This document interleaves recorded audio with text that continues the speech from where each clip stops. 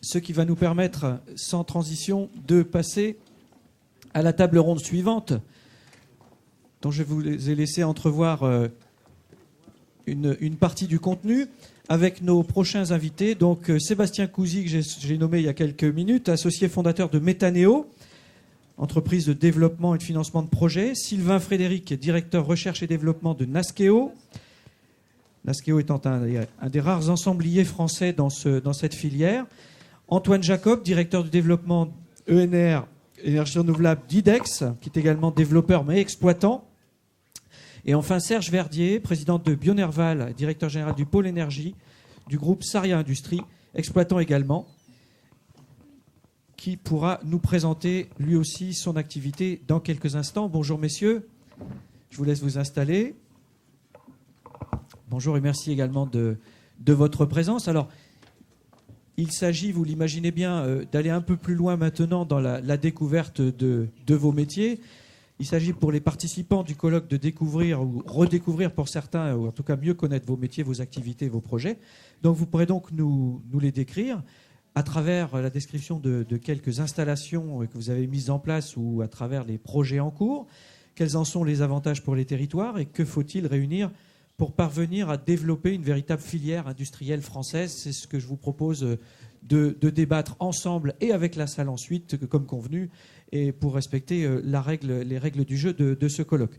Alors, Monsieur Couzy, je vous ai cité tout à l'heure, effectivement, vous avez été identifié dans votre rôle en tant qu'associé fondateur de votre entreprise Métanéo, en tant que développeur, financeur de projets. Voilà, je vous laisse nous décrire un peu plus avant la teneur de votre métier, ce en quoi vous intervenez dans cette filière française qui s'organise et qui est le sujet de notre débat. Bonjour.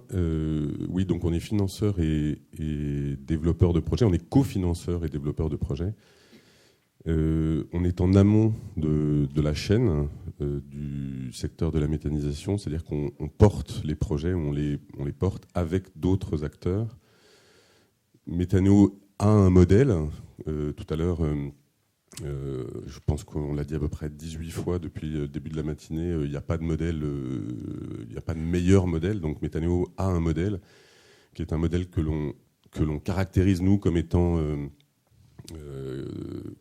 collectif parce qu'on fait participer le monde agricole au capital de nos sociétés de projet, territorial parce que on est sur un territoire circonscrit et on évite de sortir, que ce soit pour les matières entrantes ou pour le produit fini, le digesta, de ce territoire, et agricole parce qu'on est sur des projets qui sont la plupart du temps soit majoritairement, soit exclusivement à base de ressources agricoles.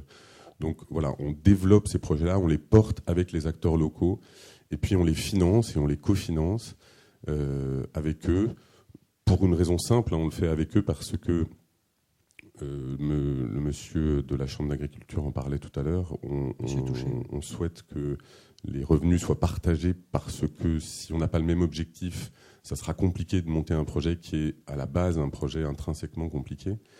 Et puis deuxièmement, ça fidélise ces acteurs.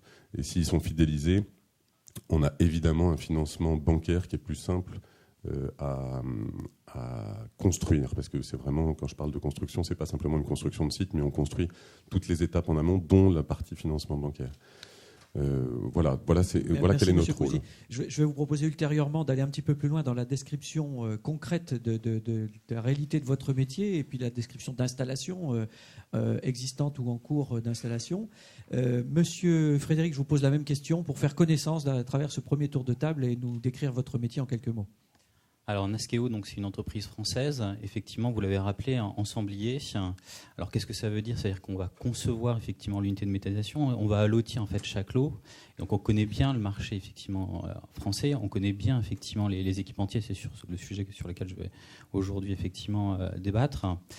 Aujourd'hui, en fait, on a une dizaine de références en construction construites sur la France. Donc tout à l'heure, au débat précédent, on parlait des différents segments. Donc aujourd'hui, on a aussi bien en fait des unités de méthanisation agricoles, individuelles, agricoles collectifs, ou bien on construit aussi des projets territoriaux. Et là, on voit qu'effectivement, il y a aussi des équipementiers et des acteurs français qui sont présents. Donc j'en parlerai également. Voilà. Merci. Merci pour cette entrée en matière également. Monsieur Jacob, Monsieur Verdier, je vous poserai les mêmes questions. Monsieur Verdier, peut-être pour commencer, quelques mots sur votre métier. Oui, bonjour à tous. Donc, j'interviens en tant que Bionerval. Donc, nous, notre métier est un peu différent, mais comme on l'a vu, il y a plusieurs manières de bien faire les choses. Donc, nous intervenons tant dans la collecte des biodéchets des professionnels, donc de la chaîne de l'agroalimentaire, donc des déchets qui auront été triés à la source, donc collectés de manière sélective, qui doivent subir un traitement biologique favorisant la réduction des émissions de gaz à effet de serre et le retour au sol de la matière. C'est le texte de la loi Grenelle 2. Donc nous avons 4 unités de méthanisation en fonctionnement en France et 2 autres projets. Nous avons la particularité donc d'offrir une prestation de service complète, c'est-à-dire que nous utilisons des contenants que nous lavons. Donc nous avons beaucoup de travail en amont de la méthanisation elle-même. Nos projets peuvent être soit détenus uniquement par notre société, soit faits en partenariat, que ce soit avec des agriculteurs, avec des coopératives, avec des industriels ou avec des énergéticiens. Donc là aussi, il y a plusieurs modèles possibles, mais la spécificité de notre modèle, c'est bien que nous travaillons uniquement avec des déchets qui ont fait l'objet d'un tri à la source et d'une collecte sélective. Merci Monsieur Verdier. Alors, quatrième et dernier de cette table ronde, mais sans autre préséance, comme vous l'avez compris, Monsieur Antoine Jacob, donc... vous êtes directeur du développement énergie renouvelable de IDEX. Vous êtes également vous-même en charge de certains développements de projets, mais vous êtes exploitant également. Voilà, tout à fait. IDEX est une société de maintenance et d'exploitation d'équipements techniques dans le domaine de l'énergie, du traitement des déchets, qui est impliqué de façon très historique dans la méthanisation, puisque ça fait une vingtaine d'années que IDEX exploite le site d'Amiens, qui est un site historique dans le domaine de la méthanisation des déchets organiques ménagers. Et on a développé par la suite d'autres projets, et notamment le projet de Geotexia, qui est situé en Bretagne, qui a été, dont le début de développement a commencé dans les années 2000 et qui est en service depuis maintenant 2 ans. Voilà, donc on pourra en reparler un petit peu après. C'est un projet très territorial, dans lequel les acteurs sont effectivement des acteurs locaux qui sont des éleveurs de porc, qui sont au capital de la société, à notre côté et aux côtés de la Caisse des dépôts, avec un partage au tiers du capital des sociétés. Voilà. Donc en phase de développement, nous opérons un petit peu comme Méthanéo, mais avec des positionnements qui sont un petit peu différents sur l'aval, c'est-à-dire que notre objet n'est pas d'être forcément très majoritaire dans le capital ou de façon prépondérante. On laisse la place au capital que font les acteurs locaux, en définitive, pour nous retrouver souvent autour de 15-20%. L'objet pour nous étant de développer des projets pour lesquels nous pouvons apporter de la prestation technique d'exploitation et de maintenance sur de la durée. Voilà. Des acteurs publics, privés, quelle est la nature de les apports en capitaux, finalement, quels sont vos partenaires sur les projets que vous conduisez? Alors après les partenaires financiers peuvent être diversifiés. Nous avons des projets dans lesquels des partenaires locaux agricoles veulent être majoritaires au capital et de façon prépondérante. Donc à ce moment-là, on participe au complément. Et puis nous avons un certain nombre de partenaires financiers qui sont des fonds qui se positionnent sur ce secteur de la méthanisation en développement et qui peuvent apporter des compléments de financement. Merci, Monsieur Jacob. Alors, hier même, au même endroit ici, nous évoquions à travers la thématique du bois énergie, la chaîne de valeur de cette filière, et nous avons essayé d'identifier le qui fait quoi. C'est ce que je vais vous proposer de faire dans un second temps. Monsieur Jacob, si vous voulez bien peut-être poursuivre pendant que vous avez le micro, sur les différents acteurs que vous venez de représenter finalement à travers vos propres activités.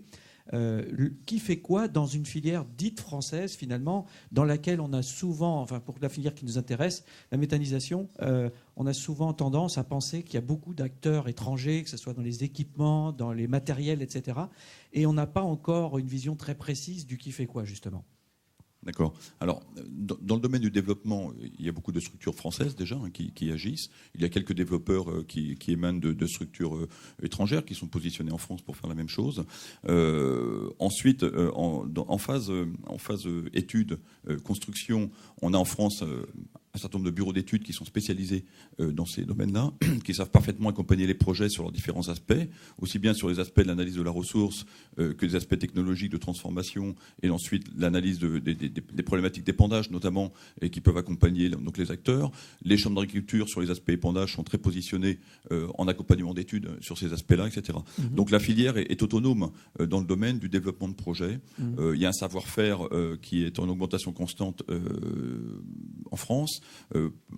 le Club Biogaz représente à peu près 200 entreprises françaises qui interviennent dans ce domaine-là. Donc on a une offre diversifiée au niveau du territoire. Qui se muscle en quantité et en compétences. Et en qualité. Et en qualité, évidemment. Bien sûr. Et donc par la suite, en phase construction, je pense que Nasqueo pourra nous donner des informations complémentaires, mais il y a quand même... On parle là de technologies qui sont quand même assez simples, dans le fond, à mettre en œuvre. Il y a beaucoup de VRD génie civil, il y a des constructions béton pour les méthaniseurs. Bon, donc il y a des capacités à faire appel à des entreprises françaises de façon très correcte, et également sur les équipements, les pompes, etc., les mélangeurs. Enfin, donc on n'est pas en train de bâtir des fusées Ariane ou autres. On est en train de faire des projets qui sont somme toute assez simples et qui sont tout à fait à la mesure de la technologie française. Voilà. Donc aujourd'hui, effectivement, par sécurisation d'un certain nombre de projets, je pense qu'on a eu tendance à faire appel de façon importante, et c'est normal, à de la fabrication étrangère, puisqu'il y a une avance technologique par rapport à ça. Il faut rappeler que si on vise 500 MW à l'horizon 2020, aujourd'hui c'est 7000 MW qui sont construits en Allemagne. Donc on n'estime même pas rattraper d'autres retards dans les années qui viennent, ce qui est quand même pas complètement optimiste en termes de développement, en tout cas pas suffisamment. Et donc il y a matière à développer vraiment une offre industrielle française sur tous les aspects. Voilà. Bon, je laisserai Nasqueo compléter sur les aspects. D'après les éléments de potentiel que nous avons rappelés tout à l'heure, en tout cas, il y a un gâteau, si je puis dire, si vous permettez l'image, qui est important, dans lequel peuvent trouver leur place des différents acteurs français. Monsieur Frédéric, justement, est-ce que vous pouvez peut-être un petit peu plus en détail, pour revenir à cette notion de chaîne de valeur et du qui fait quoi, nous dire à peu près qui sont les acteurs aujourd'hui principaux, et puis potentiellement, qu'est-ce que les acteurs français peuvent prendre comme place à l'avenir ? Alors je veux compléter un petit peu effectivement le discours d'Antoine. Effectivement, aujourd'hui, Antoine l'a bien rappelé, on est autonome en termes de développement, en termes de bureaux d'études, en termes de développeurs de projets. Ensuite, sur la construction, alors en France, on a 2 ou 3 effectivement ensembliers, mais il y a aussi beaucoup de constructeurs allemands en fait qui sont présents. Et après, par contre, sur l'exploitation et sur la maintenance, on a une forte présence en fait d'acteurs français qui sont déjà présents pour les moteurs de cogénération et qui sont également présents aussi pour d'autres équipements comme les pompes ou d'autres équipements. Tout à l'heure, en fait, on parlait effectivement des équipements. Nous, on a fait une étude sur les 3 segments, donc agricole individuel, agricole collectif et puis projets territoriaux. Et puis, on a essayé de regarder finalement s'il y avait des équipementiers qui étaient présents sur chaque lot qu'on a lotissé. Donc, pour vous donner un petit ordre d'idée, aujourd'hui, quand on fait une unité de méthanisation, collectif à peu près agricole de 400-500 kW, on est à 4 millions d'euros. On va allotir le marché en plusieurs lots, une dizaine, quinzaine de lots. Sur cette dizaine ou quinzaine de lots, en fait, on trouve des acteurs français. Et il y a aujourd'hui des acteurs français sur chaque lot. Alors, après, quand il y a un lot sur le moteur de cogénération, effectivement, sur lesquels c'est pas le moteur de cogé fabriqué en France, mais il y a des entreprises françaises qui proposent ces moteurs de cogénération. Pour tous les autres lots, on trouve des équipementiers, les agitateurs, les membranes, les cuves béton, le GC, le VRD. On trouve des entreprises françaises. C'est pas pour ça qu'ils sont forcément choisis. Et donc le potentiel entre guillemets, quand on regarde finalement ces lots, c'est qu'on peut avoir en fait un sourcing en fait de ces entreprises de 76%. C'est-à-dire que sur l'investissement, il y a 76% sur des unités en cogénération qui pourraient aller à des entreprises françaises. Et évidemment sur l'épuration, il y a même des acteurs français. Et donc là, on peut être jusqu'à 100%. Alors effectivement, c'est pas forcément la réalité aujourd'hui, et on choisit peut-être aussi d'autres équipementiers en fait que français. Alors pourquoi ? Donc on touche un problème, j'imagine, de compétitivité à ce niveau-là. Alors il y a un problème de compétitivité, je le néglige pas, enfin en tout cas je l'occulte pas en fait sur les prix peut-être, mais il y a surtout un manque de référence. Et ça c'est très important. On parlait tout à l'heure de l'Allemagne et des unités de méthanisation, ils ont 20 ans d'avance. C'est-à-dire qu'ils ont déjà des références, ils ont déjà des unités qu'on peut visiter, et ils ont déjà en fait un retour d'expérience. Nous, entre guillemets, ce qui nous manque, c'est ça. Il y a des agitateurs français, il y a des équipementiers qui pourraient proposer en fait ce type d'équipement, mais il manque de références, il manque aujourd'hui de retour en fait d'expérience. Donc pour nous, ce qui est important, c'est justement d'avoir une confiance, et j'étais très sensible à ce que M. Michel disait sur effectivement la volonté politique, et notamment sur les tarifs d'achat. C'est important qu'on ait une confiance, une stabilité sur le long terme pour que les industriels français puissent se positionner en fait sur ce marché-là et avoir des références. Et prendre le risque du développement et de la R&D, etc. notamment. Tout à fait. Très bien. Merci Monsieur Frédéric. Même question à Monsieur Cousy, mais peut-être de manière un petit peu plus précise, peut-être en faisant quelques moyennes, si on peut se permettre de faire cet exercice. Est-ce que vous pourriez nous donner des ordres de grandeur sur la répartition des valeurs ajoutées tout au long de cette chaîne de valeur ?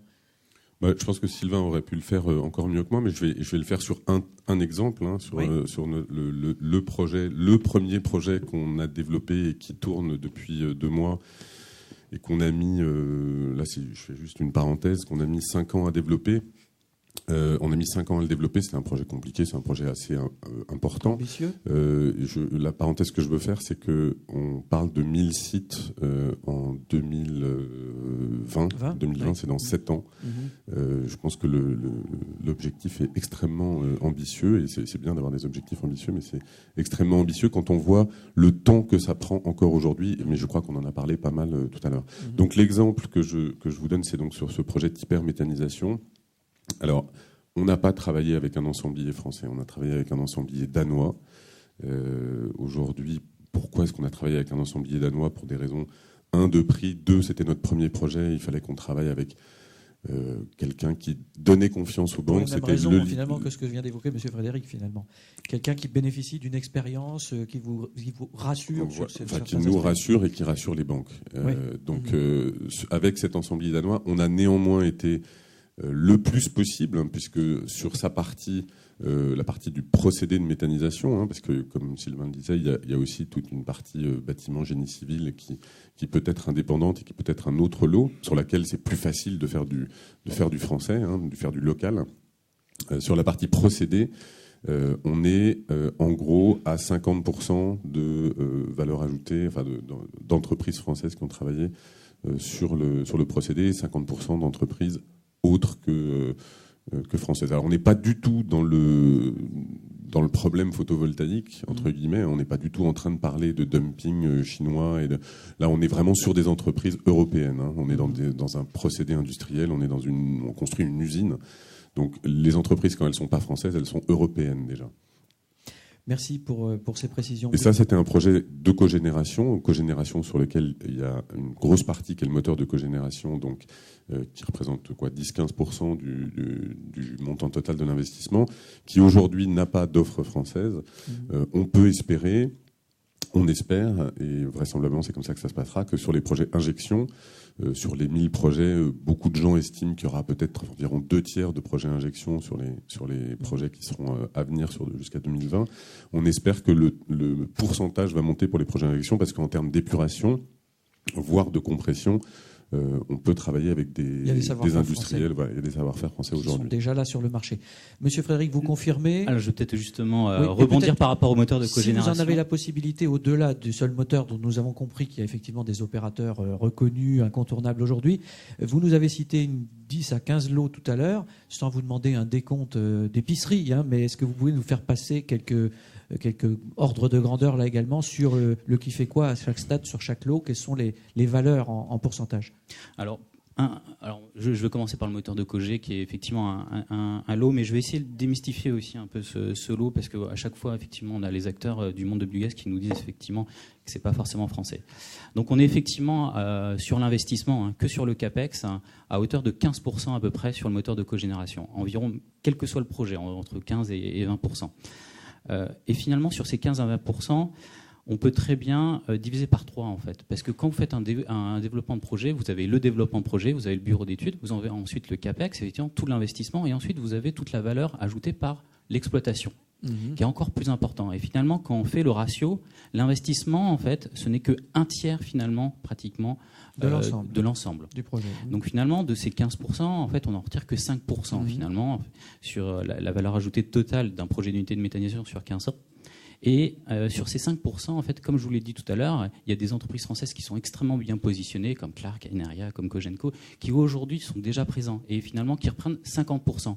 Donc finalement, tout à l'heure on parlait de 15%, mais c'est 5%, mais c'est plutôt 2,5% finalement qui revient juste au moteur en lui-même. Donc là c'était juste pour démystifier et un peu réduire ce lot-là. Non, mais effectivement, vous venez de mettre le doigt aussi sur un point important qu'on a peut-être tendance à oublier, l'exploitation sur la durée de vie de l'installation, qui est quand même de la valeur ajoutée non délocalisable quelque part. Tout à fait. Tout à l'heure je parlais d'un tiers sur la construction, c'est pratiquement 45 à 50% en fait qui sont sur l'exploitation concernant la valeur. Maintenance préventive, curative, et puis exploitation avec des entreprises comme IDEX ou la SED. Aujourd'hui, en fait, quand on regarde les autres lots, VRD, donc voirie, réseau divers, génie civil, donc béton, et puis après, tous les équipements que sont les pompes, les membranes, et après tout l'automatisme, c'est à peu près pareil. On est à peu près à 10% à chaque fois sur ces lots-là. Il y a des périmètres à chaque fois différents, donc c'est un peu dur de vous dire à chaque fois en fait le pourcentage exact, mais à chaque fois, voirie, électricité, automatisme, équipement, on a en fait des acteurs français. Et ça, c'est possible de les trouver. Frédéric. Monsieur Verdier, vous partagez à peu près cette analyse globalement, par expérience, sur vos 4 installations en fonctionnement ? Oui, donc je confirme que la plupart des bailleurs de procédés jusqu'à maintenant ont plutôt été des bailleurs de procédés étrangers. On a d'autres projets pour lesquels on pourrait passer et basculer sur les bailleurs de procédés français. Par contre, c'est vrai que toute la partie VRD, génie civil, il y a les entreprises françaises, et ça représente... alors moi, on ne saucissonne pas en 10, on saucissonne plutôt en 2 ou 3, et donc la partie génie civil VRD va représenter plus de 50% de l'investissement. D'autre part, je voudrais insister vraiment sur cette partie de maintenance et de vie au quotidien. Parce qu'une fois que l'unité est montée, c'est bien, mais il faut des gens pour aller chercher les matières, il faut des gens pour réceptionner les matières, il faut des gens pour faire les analyses de la soupe qu'on met dans comment se passent nos bactéries. Il faut des sociétés pour analyser les sols, il faut des sociétés pour exécuter les plans d'épandage, il faut des bureaux d'études pour suivre tout ça, il faut des commerciaux pour faire vivre tout ça. Et tout ça, ce sont des emplois locaux. Il faut des ingénieurs ou des techniciens pour assurer la maintenance des moteurs, pour demain peut-être assurer des mesures de gaz, faire vivre tout ça. Et ça, ce sont donc différents profils. Et c'est pas simple de trouver ces profils sur le marché au jour d'aujourd'hui. Alors ça, c'est intéressant, parce donc, qu'effectivement, on a besoin, vous êtes en train de parler d'une structuration de la filière, mais ceci peut être un écueil, donc, si je vous entends bien. Alors, je vais reprendre, comme le disait la personne de GRDF, ce ne sont pas des freins, ce sont des opportunités sur lesquelles nous devons travailler. Voilà, oui, tout à fait. J'ai bien compris ça, et c'est dans cet esprit que nous sommes dans le colloque. Exactement. Donc, mais c'est bien de se dire, ce n'est pas parce que les fabricants de moteurs sont aujourd'hui, et de cogénération sont aujourd'hui des étrangers, que la filière de méthanisation française n'est pas génératrice d'emplois et ne sera pas de plus en plus à l'avenir. On voit bien que le lot technique, le lot bailleur de procédés peut se franciser de plus en plus, pour autant qu'on donne envie aux industriels français, non seulement aux précurseurs, mais aux gros industriels qui pourraient facilement investir dessus, de s'y pencher. Je pense qu'on a parlé sur l'injection, l'air liquide, etc., est déjà bien positionné, donc ça va venir. Je voudrais juste revenir une petite remarque, toujours sur la valeur ajoutée du process, une fois que ça fonctionne. Il faut faire passer un message également aux personnes de la DGEC. Aujourd'hui, on a des évolutions tarifaires. Donc on peut avoir tarif génération 1, tarif génération 2.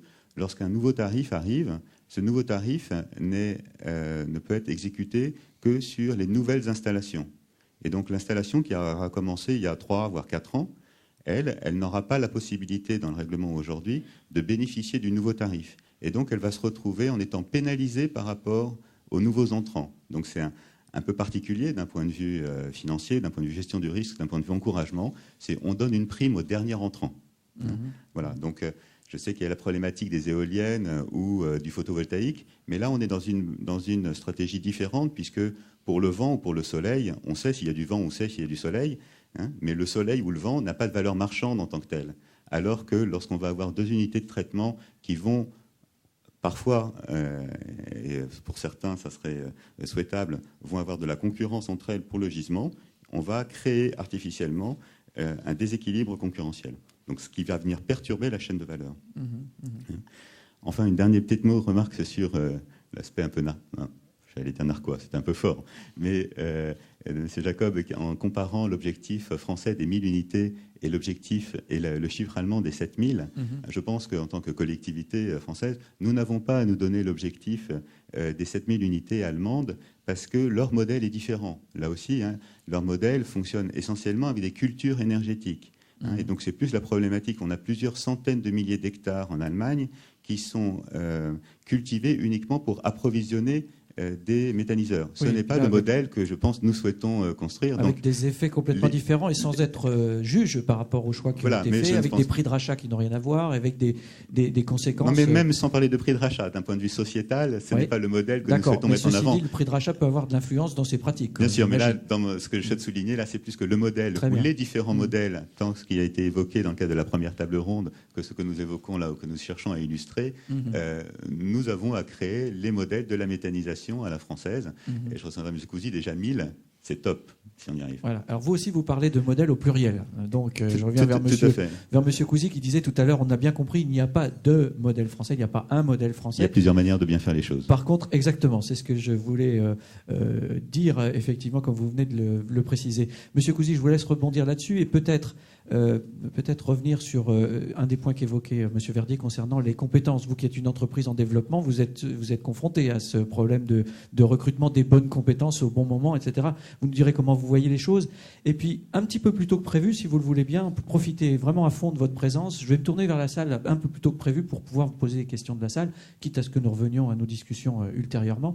Je vous laisse préciser ces points et M. Jacob aura quelque chose à ajouter. Ensuite, je me tourne vers la salle.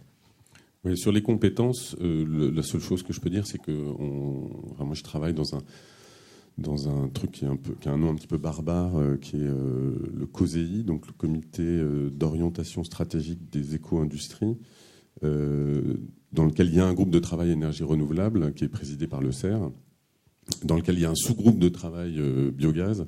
Et un des sujets, ça a été effectivement non seulement qu'il y ait des compétences comme Monsieur Verdier le disait, de personnes sur le terrain qui soient capables de faire de l'exploitation, qui soient capables de connaître les moteurs, de connaître tous les sous-lots, tous les lots, toutes les pièces qu'il y a dans une unité, mais aussi qu'il y ait des compétences dans les administrations et que ces compétences ne soient pas diffuses, c'est-à-dire qu'elles connaissent le sujet qu'elles traitent.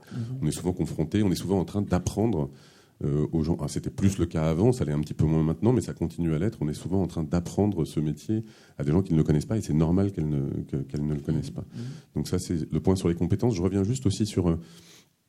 tout ça pour finir, pour conclure qu'une des demandes qu'on fait, c'est qu'il y ait des circuits scolaires, des circuits de deuxième cycle, de troisième cycle, qui soient attachés à ces sujets-là de biogaz. Alors ça peut être des options, c'est pas obligatoirement un truc que sur le biogaz, mais ça peut être un sujet effectivement porteur. Hier, des acteurs de la filière bois-énergie appelaient de leur vœu également la création de profils un petit peu nouveaux et en tout cas un peu plus transversaux. C'est ce que vous semblez confirmer également, puisque ce sont des métiers nouveaux quelque part. C'est quelque chose. Il y avait le député Lambert qui était là hier et qui parlait de son rapport sur la biomasse. Il aurait pu en parler aujourd'hui, parce que son rapport parle aussi de biogaz. Il est sorti hier, donc je n'ai pas eu le temps de le lire de façon très très précise et détaillée, mais il parle aussi de biogaz, il parle aussi de biocarburant, et c'est un sujet qu'il aborde et c'est un sujet qui est effectivement assez fondamental.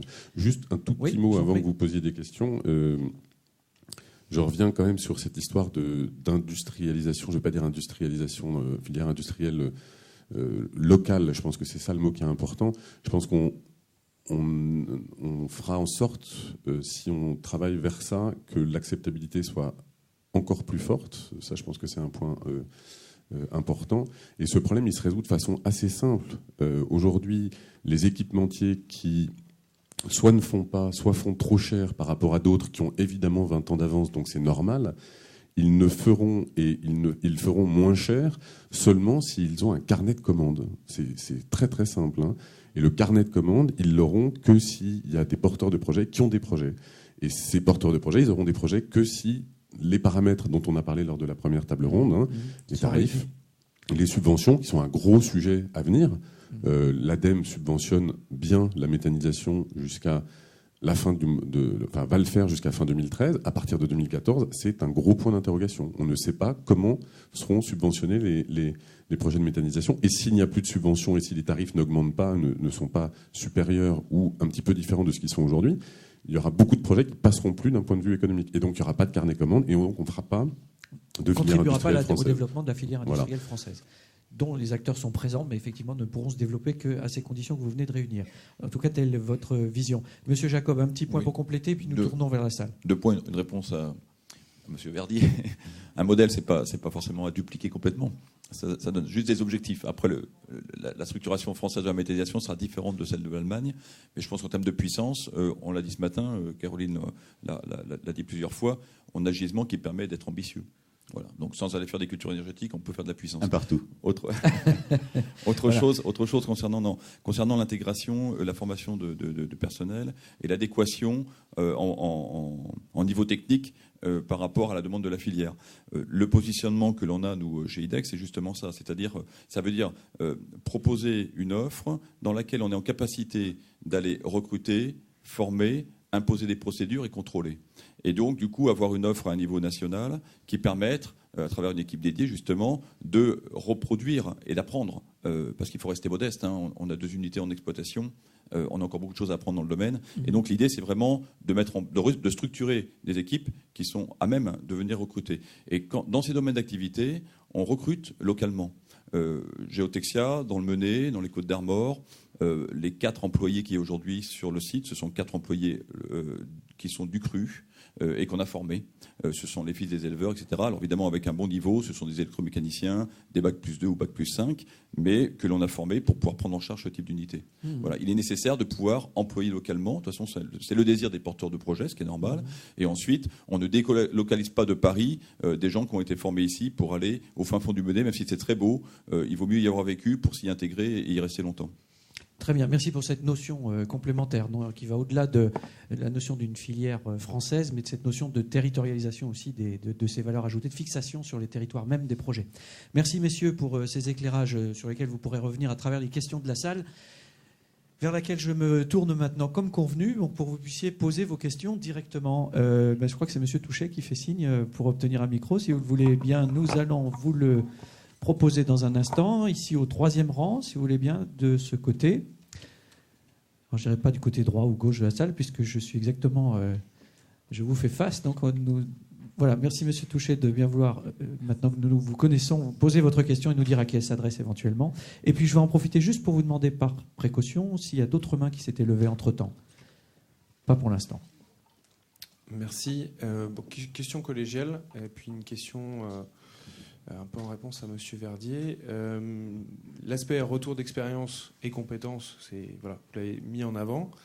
Nous, on considère au niveau des chambres d'agriculture que il y a de la compétence agricole et il y a de la compétence énergie. C'est plus facile d'acquérir de la compétence énergie quand on est dans le milieu agricole que d'acquérir de la compétence agricole quand on vient du milieu de l'énergie. Donc on a en gros des choses à faire ensemble. J'espère qu'on arrivera à travailler avec, comme ça se fait déjà dans plusieurs régions, avec les bureaux d'études, en partenariat gagnant-gagnant, et que vous ne viendrez pas nous piquer nos meilleurs ingénieurs. Et ça, c'est pour la petite boutade.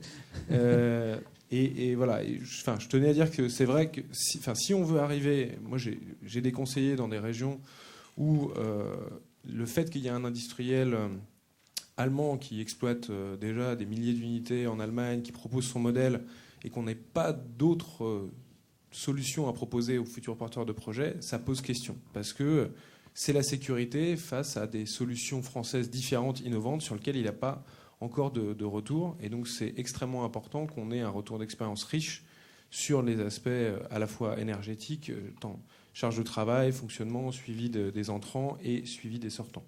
Donc ça, comment est-ce que vous envisagez ce retour d'expérience ? Et éventuellement des partenariats avec les chambres d'agriculture. Et la deuxième question, c'est... moi, je reste interpellé quand même sur le blocage et le tabou qui se fait de l'État jusqu'à... Monsieur Verdier, que vous l'avez dit, où on ne veut pas du modèle allemand parce qu'on sait les dérives que ça a fait sur l'utilisation de maïs en silage, mais jusqu'à se bloquer sur l'utilisation de cultures énergétiques. Cet après-midi, on va parler de biocarburants. On fait du miscanthus en France, sur différentes terres. On est en train de s'enfermer dans un débat sur lequel même les agriculteurs eux-mêmes savent la valeur de leur culture et la valeur alimentaire et la valeur économique qui vont derrière. Moi, aujourd'hui, j'ai l'impression qu'on est entre un refus total d'un blocage vraiment culturel là-dessus, et que d'un autre côté, on tombe sur le blocage qui pourrait être fait aussi, c'est le tout déchet. Il y a vraiment des gradients à trouver entre deux. Et aujourd'hui, que ce soit sur des cultures... Il faut parler d'assolement par rapport à la méthanisation, que ce soit sur des parts de culture qui peuvent être dédiés ou sur des cultures intermédiaires. Le côté culture intermédiaire qui sauve le truc, ça se raisonne en assolement et en rendement.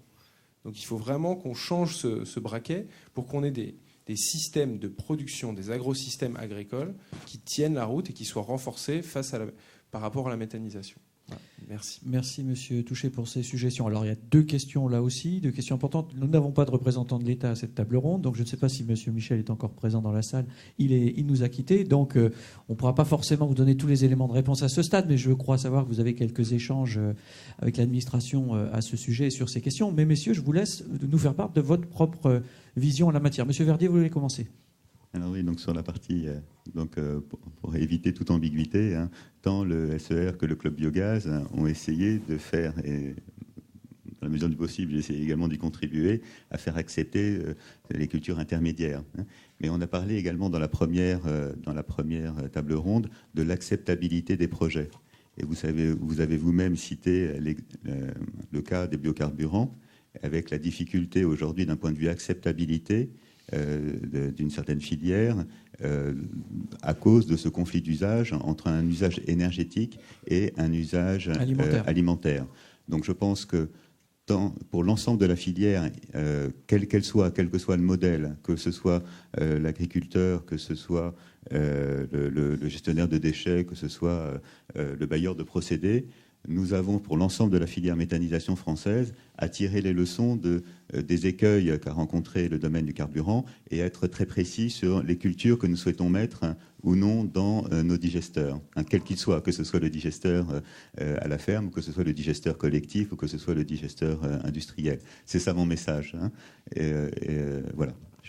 Une certaine prudence, en tout cas, par rapport à et une clarté, et une clarté, parce que ça facilitera, ça contribuera à l'acceptabilité et à la pérennité des modèles que nous avons à bâtir ensemble. Merci, Monsieur Verdier. Monsieur Cousy. Oui, juste avant de répondre à la première question, sur la deuxième, je ne vais pas répondre, parce qu'effectivement, c'est plutôt à l'État de répondre. Je ne crois pas que ce soit aujourd'hui, il y a en Allemagne non seulement le droit de faire des cultures énergétiques, mais le tarif est en fonction de ce qu'on met dans le méthaniseur. Et si on met du maïs, on gagne 6 centimes. C'est très concret. Donc ça, je pense qu'on l'aura jamais en France. Et je ne pense pas que ça soit un mal qu'on l'ait jamais en France. Mais c'est simplement un avis. En revanche, que ça soit un blocage complet sur les cultures énergétiques, ça c'est un vrai débat. Et il n'y a pas de tabou là-dessus. Il n'y a pas de tabou là-dessus. Je pense qu'il ne devrait pas y en avoir. S'il y en a, mais il ne devrait pas y en avoir. Deuxième sujet, les Allemands sont un peu en train de revenir sur leurs histoires de tarifs. Ils sont en train de justement soit de baisser ou de faire disparaître cette prime sur les cultures énergétiques. Pour répondre à la première question, je pense que vous avez tout à fait raison. C'est pourquoi, par exemple, chez nous, les 2/3 des personnes qui travaillent chez nous sont des ingénieurs agronomes. On vous en a piqué qu'un pour l'instant. Il est très bon et si on en trouve un autre très bon qui a envie de venir, on n'hésitera pas, mais on ne va pas faire non plus de la retape. Donc ce sont des projets agronomiques. Le cœur de métier de Méthanéo, c'est l'agronomie avant d'être l'énergie. Parce que ça ne peut pas se faire sans traiter ces sujets-là. Ça ne peut pas se faire sans une base d'échange avec les acteurs locaux entre qu'est-ce qu'ils apportent et qu'est-ce qu'on va leur rendre en mieux que ce qu'ils apportent. Donc c'est vraiment le vrai sujet, c'est l'agronomie. Donc j'adhère tout à fait à ce que vous dites. Alors, je vous inviterai à profiter du repas, Monsieur Touché, Monsieur Cousy, pour faire l'inventaire de vos besoins respectifs.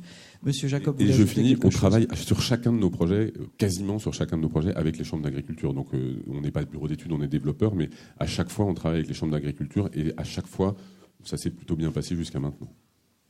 Merci, Monsieur Cousy. Monsieur Jacob. 2 aspects par rapport aux cultures énergétiques. Effectivement, moi, je suis assez d'accord avec vous. Ce tabou doit être brisé. Il faut en parler. Il faut analyser les choses avant d'avoir des orientations drastiques de ce type-là. Il y a des projets pour lesquels, quand on va voir la préfecture en disant, écoutez, voilà le modèle agricole ici, l'élevage, l'orientation de l'élevage, des éleveurs qui vont disparaître, des possibilités des terres qui vont possiblement être utilisables.